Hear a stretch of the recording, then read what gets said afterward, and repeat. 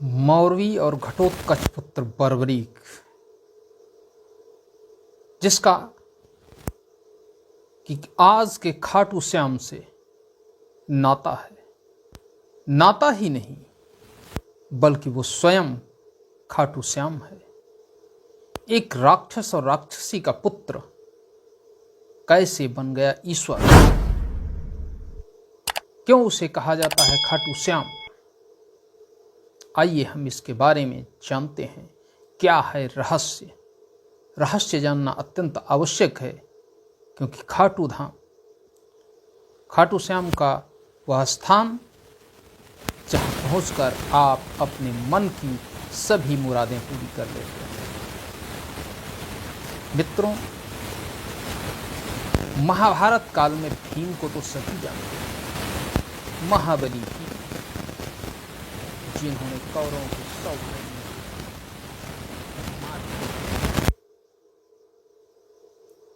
दुशासन का सीना चीर दिया था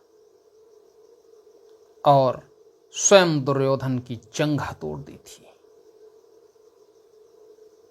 उन्हीं भीम का विवाह हिडिंबा के साथ हुआ, और जब हिडिंबा के साथ उनका विवाह हुआ तो उनको एक पुत्र प्राप्त हुआ, जिस पुत्र का नाम घटोत्कच था। मित्रों, क्योंकि हिडिंबा एक राक्षसी थी, तो उसका पुत्र भी राक्षसी विद्या में निपुण था। लेकिन भीम के संयोग के कारण उनमें मानवता थी।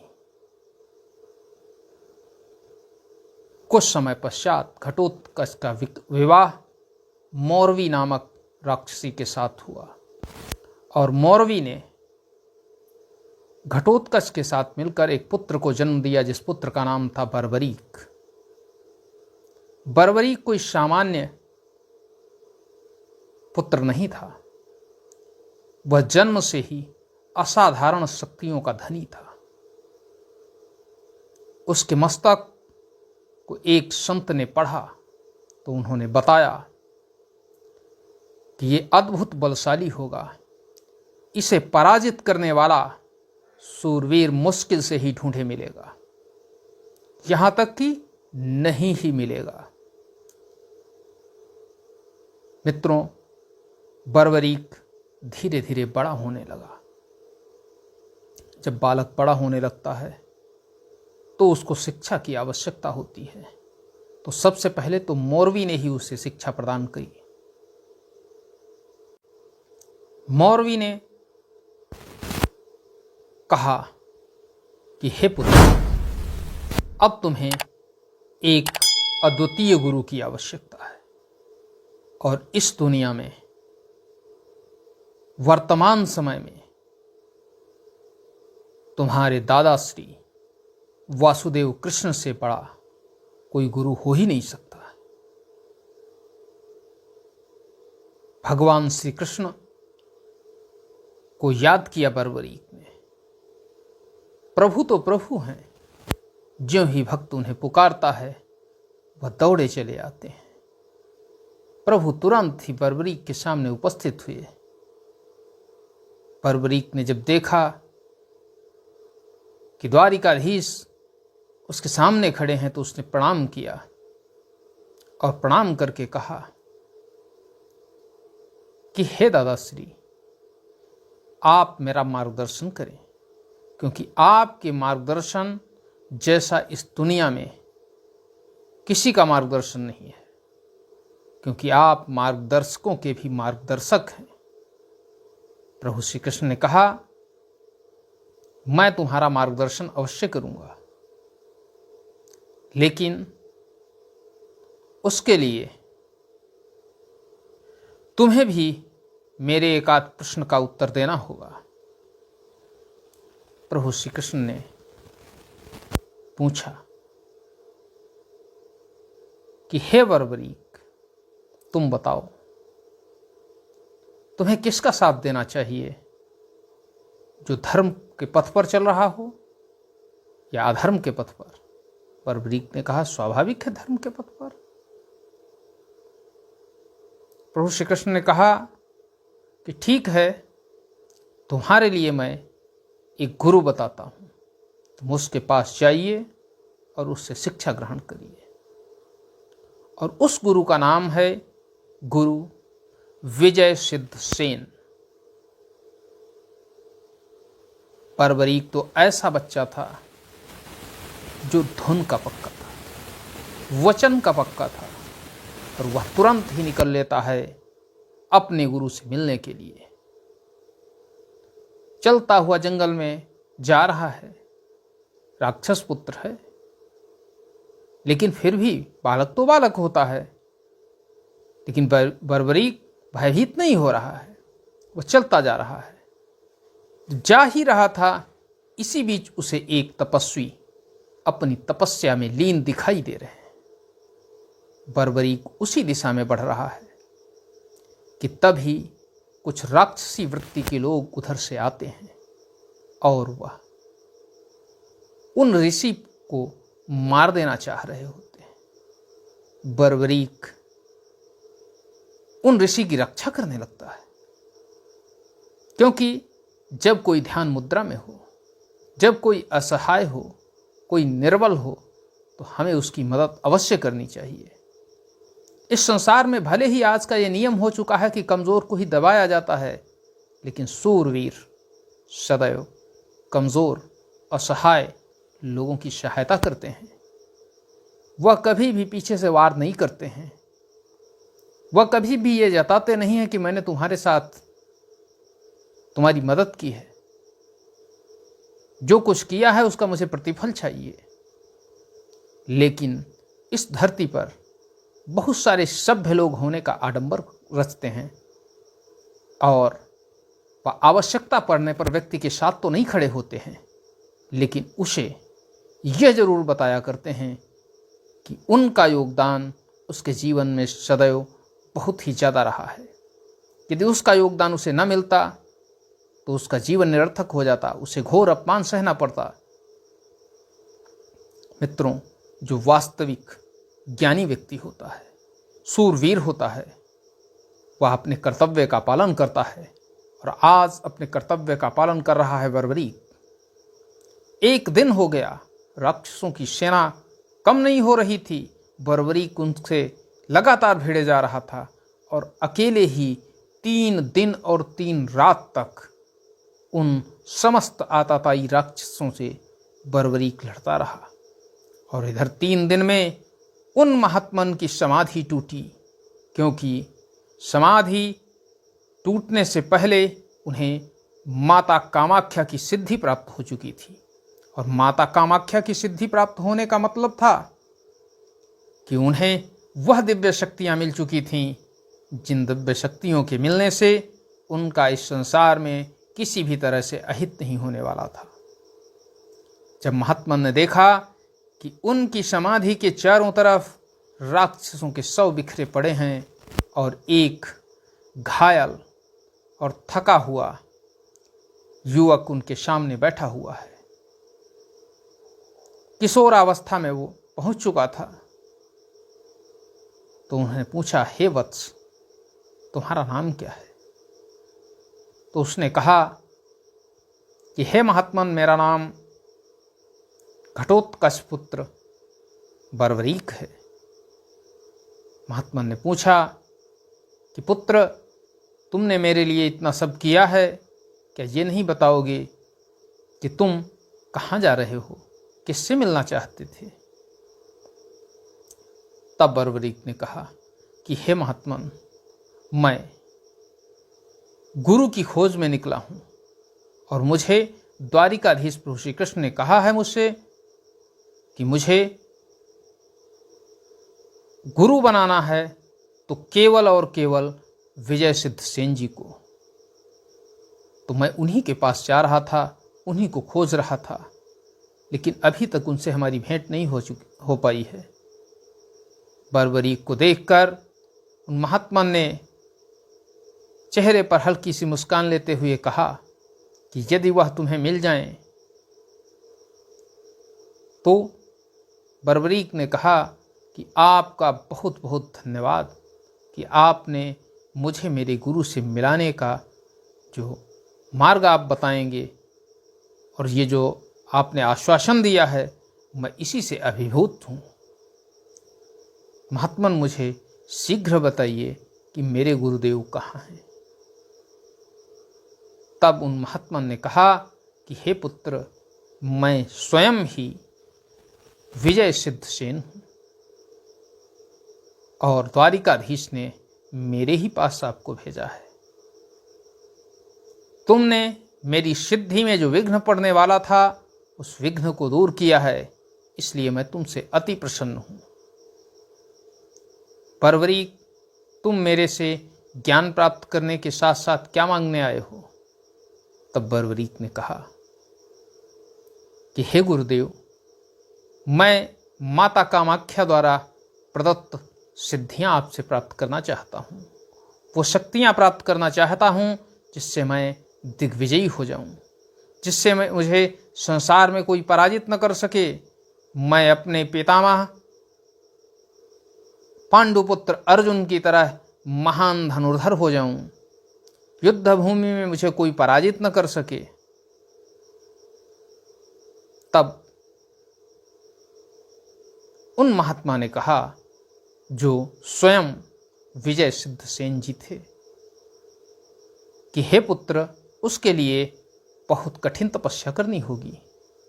बर्बरीक ने कहा, गुरुदेव मुझे आदेश दें, हम तपस्या के लिए, हर कठिन परीक्षा के लिए तैयार हैं। तब विजय सिद्धसेन जी ने कहा कि ये जो सामने सरोवर दिखता है, इस सरोवर में अपनी गर्दन तक घुस जाओ और वहाँ घुसने के बाद तुम्हें ओम ह्रीं क्लीं चामुंडाय विच्चय नामक मंत्र का जाप करना है और यह 3 दिन 3 रात तक लगातार जाप करना है। लेकिन ध्यान रहे, जितना समय बीतता जाएगा आपके ऊपर निशाचर, जलचर, यहाँ तक कि किसी ऐसी बाधाएं भी आपके सामने आएंगी जिन बाधाओं से आपका मन विचलित हो सकता है। लेकिन यदि तुम्हारा मन विचलित नहीं होगा तो तुम माता कामाख्या को सिद्ध कर लोगे। जब ऐसी बात बर्बरीक सुनता है तो वह तुरंत ही उस सरोवर की ओर चल देता है और जाकर के सरोवर में गुरु के द्वारा प्रदत्त वह मंत्र ओम ह्रीं क्लीं चामुंडाय विच्चय का जाप करने लगता है। जब वो जाप चल रहा था, एक दिन बीतता है, गुरुदेव उस पर लगातार निगाह रखे हुए हैं कि कभी तो इसके मन में विचलन उत्पन्न होगा। लेकिन बर्बरीक के मन में विचलन नहीं था, वो विचलित नहीं हो रहा था।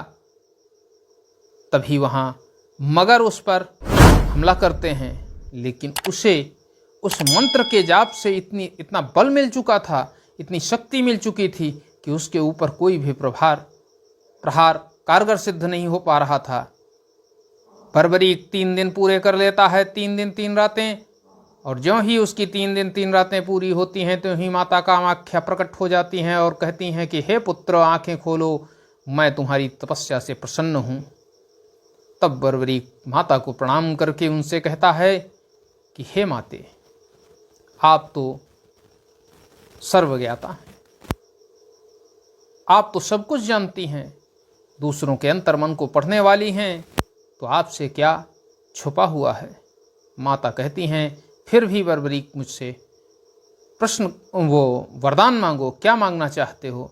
तब बर्बरीक कहता है कि हे माता, मुझे वो दिव्य शक्तियाँ प्रदान कीजिए जिन दिव्य शक्तियों के द्वारा मैं अपराजित हो जाऊं, मुझे कोई पराजित न कर सके, मैं महान योद्धा बन जाऊं। तब माता कामाख्या उसको 3 बाण प्रदान करती है, 3 तीर। उन तीरों की विशेषता भी उनको बताई जाती है और माता कहती हैं कि इस पहले तीर के द्वारा जिस भी शत्रु पक्ष के ऊपर आप छोड़ेंगे, उसके प्राण कहाँ बसते हैं यह उस स्थान को चिन्हित कर देगा और दूसरे बाण से उस लक्ष्य का भेदन हो जाएगा। बर्बरीक कहता है, माता, इस तीसरे बाण का क्या कार्य है।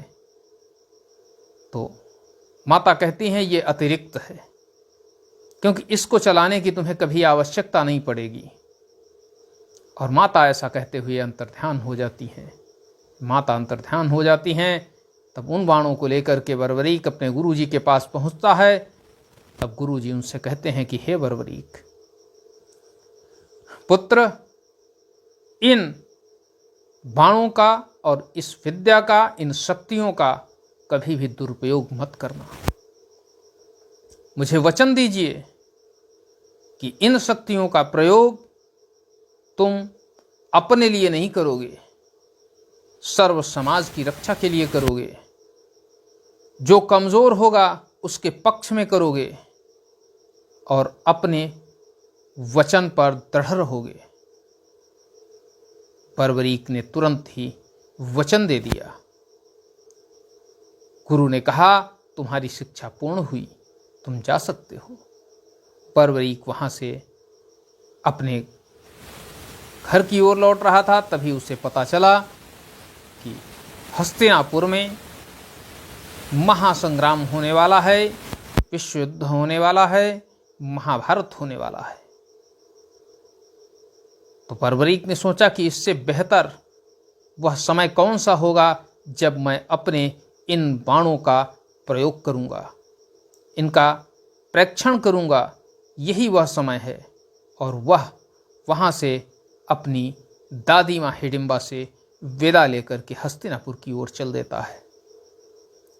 कुछ ही समय के बाद वह हस्तिनापुर पहुंच जाता है और हस्तिनापुर पहुंचकर वह बताता है कि मैं घटोत्कच पुत्र बर्बरीक धर्मराज युधिष्ठिर से मिलना चाहता हूँ, अपने दादाश्री से मिलना चाहता हूँ। द्वारपाल जाकर अंदर बताते हैं। भीम जो ही उसका नाम सुनते हैं दौड़े हुए बाहर आते हैं, उससे गले मिलते हैं, क्योंकि इस समय उन्हें शक्ति की आवश्यकता थी। अपना पुत्र और प्रपौत्र जो कोई आता है वो तो शक्ति बढ़ाएगा ही बढ़ाएगा। और बर्बरीक तो अत्यंत शक्तिशाली था। सारे लोग बर्बरीक को गले से लगा लेते हैं। बर्बरीक सभी को प्रणाम करता है। इसी बीच केशव आ जाते हैं और केशव आते ही बर्बरीक को देखते हैं। बर्बरीक केशव को प्रणाम करता है। तब केशव कहते हैं कि हे बर्बरीक, तुम हस्तिनापुर क्यों आए हो? तो बर्बरीक कहता है कि मुझे जानकारी मिली थी कि हस्तिनापुर में महाभारत होने वाला है, विश्व का सबसे बड़ा संग्राम होने वाला है, ऐसा युद्ध होने वाला है जैसा न कभी हुआ था और न कभी भविष्य में होगा। इसलिए मैं उस युद्ध में भाग लेने के लिए आया हूं। प्रभु श्री कृष्ण कहते हैं, फिर तुम किसकी ओर से लड़ोगे?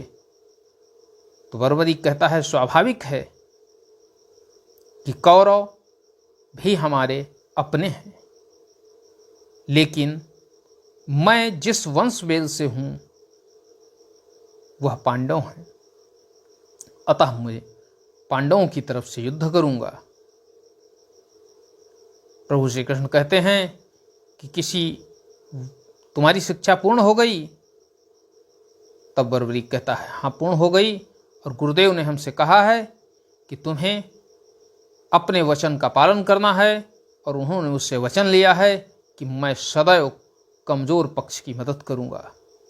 प्रभु श्री कृष्ण कहते हैं, इसका मतलब कमजोर पक्ष की मदद करना मतलब कौरव अभी मजबूत हैं तो तुम पांडवों की तरफ से युद्ध करोगे, और कल कौरव कमजोर पड़ेंगे तो आप कौरवों की तरफ से युद्ध करोगे। इसका मतलब है संपूर्ण वंश को नष्ट करना है तुम्हें। तुम्हारे पास ऐसी दिव्य शक्तियां हैं जिनका तोड़ कोई है नहीं, तुम्हें कोई पराजित कर नहीं सकता। ऐसी स्थिति में तो संपूर्ण कुरुवंश जलकर राख हो जाएगा।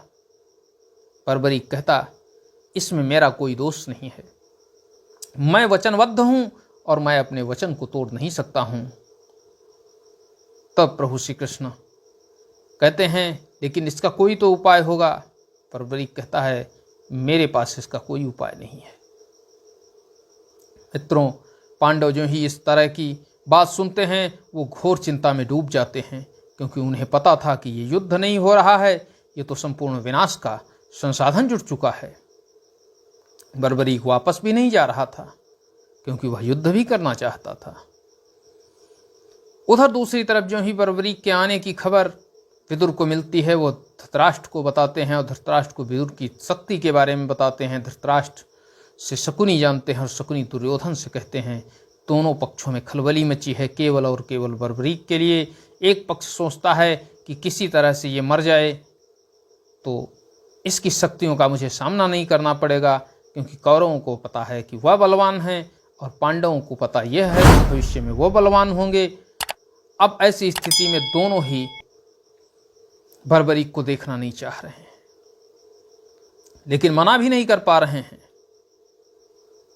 बर्बरीक अपने शयन कक्ष की ओर जाता है और वहां से बाहर निकलकर एक वटवृक्ष के नीचे अपनी साधना में लीन हो जाता है।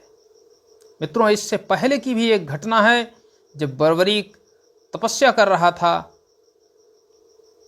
अपने वर प्राप्त करने के लिए माता की। उसके बाद कुछ ही समय बाद भीमसेन उस क्षेत्र से निकलते हैं और जिस सरोवर के किनारे बर्बरीक साधना करता था उसी सरोवर में अपने पैर धुलने लगते हैं। बर्बरीक वहाँ आता है।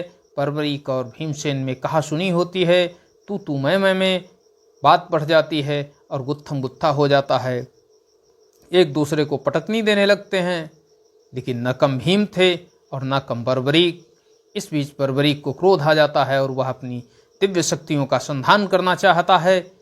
तभी आकाशवाणी होती है और कहा जाता है कि हे पुत्र बर्बरीक, तुम जो करना चाह रहे हो वो गलत है, सर्वथा गलत है, क्योंकि आज खून ही खून का प्यासा हो गया है। क्यों ही ये शब्द सुनते हैं तो भीमसेन भी चौकन्ने हो जाते हैं और बर्बरीक भी।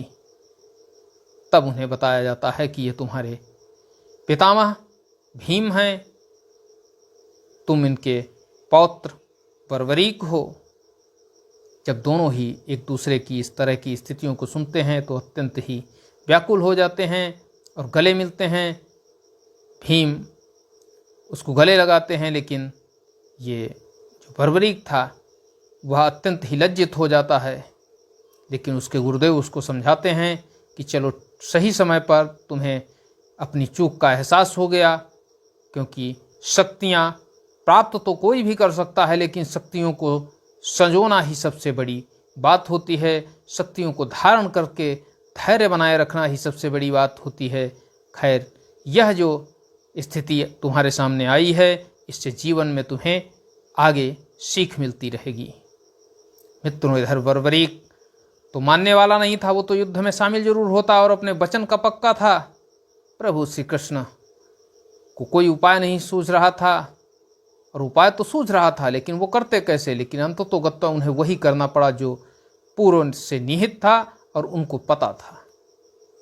वो बर्बरीक के पास जाते हैं और उनसे कहते हैं कि मैं मानता हूं कि तुम्हारी विद्या में बहुत दम है, तुम्हें देवी के द्वारा जो अस्त्र प्रदान किए गए हैं उन अस्त्रों का प्रयोग करके तुम मुझे दिखाओ। बर्बरीक प्रभु श्री कृष्ण के सामने उपस्थित होता है और कहता है कि हे पितामह, मेरा ये सौभाग्य है कि मैं आपको अपनी प्राप्त विद्या का प्रदर्शन दिखा सकूं। तब प्रभु श्री कृष्ण कहते हैं कि इस वटवृक्ष को ही आप शत्रु सेना मान लीजिए और इसके प्रत्येक पत्ते को आप मान लीजिए कि ये उस सेना के सैनिक हैं और तुम्हें सभी के ऊपर प्रहार करना है, करके दिखाओ। क्यों ही अपने हाथ में धनुष उठाता है बर्बरीक और ध्यान मग्न होता है, मंत्र का जाप कर रहा होता है बाण के संधान से पहले। तभी प्रभु श्री कृष्ण एक पत्ता तोड़कर अपने पैर के नीचे छुपा लेते हैं। बर्बरीक मंत्र पढ़कर सरसंधान करता है और वह तीर प्रत्येक पत्ते में उसके एक एक हिस्से को छूता हुआ अंततोगत्वा प्रभु श्री कृष्ण के पैर के ऊपर मंडराने लगता है, और जब तक बर्बरीक उसकी तरफ देखता वो पैर में घुस जाता है। तब बर्बरीक कहता है कि हे पितामह, आप अपना पैर हटा लें, जरूर इसके नीचे कोई न कोई लक्ष्य होगा। तब उसके नीचे उस बरगद के पेड़ का एक पत्ता मिलता है। बर्बरीक कहता है कि पितामह, ये आपके पैर के नीचे कैसे आ गया? तब प्रभु श्री कृष्ण बताते हैं कि यह पैर के नीचे आया नहीं, मैंने तुम्हारी परीक्षा लेने के लिए इसे अपने पैर के नीचे कर लिया था। तब बर्बरीक कहता है कि एक बात और बता दूं पितामह आपको, ये जो घाव है यह आपकी भी मृत्यु का कारण है। इस स्थान को सबकी निगाहों से बचा कर रखिए, क्योंकि इसी स्थान से आपके भी प्राण जाएंगे। प्रभु श्री कृष्ण जो ही बर्बरीक की तरफ देखते हैं तो वो अचंभित हो जाते हैं, क्योंकि यह तो प्रभु श्री कृष्ण की भी मृत्यु का साधन जानता है। प्रभु श्री कृष्ण कहते हैं, हे बर्बरीक, तुम मुझे मार्गदर्शक मानते हो? बर्बरीक कहता है, निसंदेह, कोई दो राय नहीं। प्रभु श्री कृष्ण कहते हैं, तब तो मुझे गुरुदक्षिणा दीजिए। ज्यों ही गुरुदक्षिणा की बात आती है त्यों ही अर्जुन, भीम, नकुल, सहदेव, ये तो वासुदेव से सहमत होते हैं, लेकिन युधिष्ठिर सहमत नहीं होते हैं और वह बार बार प्रभु श्री कृष्ण को रोकने का प्रयत्न करते हैं, लेकिन प्रभु श्री कृष्ण उससे गुरुदक्षिणा में उसका शीश मांग लेते हैं। महान दानी और अपने वचन का दृढ़ बर्बरीक अपना शीश प्रभु श्री कृष्ण के चरणों में काट कर रख देता है। तब प्रभु श्री कृष्ण उसे आशीर्वाद देते हैं कि हे बर्बरीक, तुमने जिस तरह से वचनबद्धता दिखाई है यह आपके अमर होने का प्रतीक है। बर्बरीक कहता है कि हे प्रभु, मेरे प्राण तो बहुत तुच्छ चीज़ है गुरुदक्षिणा के लिए, लेकिन एक चिंता है हमारे हृदय के अंदर, लगता है वो मैं पूर्ण नहीं कर पाऊंगा। एक सवाल है। तो प्रभु श्री कृष्ण कहते हैं, क्या है? तो कहता है, ऐसा भयानक युद्ध मैं अपनी आंखों से देखना चाहता था, लेकिन मैं उसे देख नहीं पाऊंगा। तब प्रभु श्री कृष्ण कहते हैं कि तुम भले ही तुम्हारा सर धड़ से अलग हो गया है, लेकिन तुम पूरा युद्ध देखोगे। युद्ध का एक एक पल तुम्हारी निगाहों के सामने होगा, ये मैं तुम्हें वचन देता हूं। और बर्बरीक के शीश को कुरुक्षेत्र के मैदान के पास ऊंची पहाड़ी के ऊपर रख दिया जाता है और वहीं से बर्बरीक संपूर्ण कुरुक्षेत्र में हुए उस महाभारत को देखता है। 18 दिन तक ऐसे ही क्रम चलता रहता है और 18 दिन के बाद प्रभु श्री कृष्ण जब और पांडव विजयी होकर के बर्बरीक के पास आते हैं तो बर्बरीक से प्रभु श्री कृष्ण पूछते हैं, वो धर्मराज युधिष्ठिर पूछते हैं कि हे बर्बरीक, ये बताइए कि किसने किसे मारा, किसने सत्यता के साथ मारा, किसने असत्यता के साथ मारा। तो बर्बरीक कहता है कि हे पितामह, इस संपूर्ण महाभारत में कोई भी युद्ध नहीं कर रहा था। मैं देख रहा था कि कौरव पक्ष से भी केशव युद्ध कर रहे हैं और पांडव पक्ष से भी केशव ही युद्ध कर रहे हैं। दोनों ही तरफ से द्वारिकाधीश ही मार भी रहे हैं और मर भी रहे हैं। प्रभु श्री कृष्ण आशीर्वाद देते हैं और कहते हैं कि आज से युग युगांतर तक, जब तक ये सृष्टि रहेगी, तब तक तुम मेरे ही नाम श्याम और खाटू श्याम के नाम से जाने जाओगे। तुम्हारे पास जो कोई भी अपनी मुराद लेकर आएगा उसकी सारी मुरादें पूरी होंगी, उसकी सारी मनोकामनाएं पूरी होंगी। और तब से मित्रों, ये खाटू श्याम आज के ईश्वर के रूप में हम सब की मनोकामनाएं पूर्ण करते हैं। हमें उनके दरबार में एक बार अवश्य जाना चाहिए। आज के लिए बस इतना ही। मिलते हैं अगले दिन। वीडियो पसंद आई हो तो इसे लाइक करें, चैनल को सब्सक्राइब करें, साथ ही साथ शेयर करें। अगले दिन अगली कहानी के साथ जयद्रथ वध के बारे में बताऊंगा। आज के लिए इतना ही। जय हिंद, जय भारत, नमस्कार।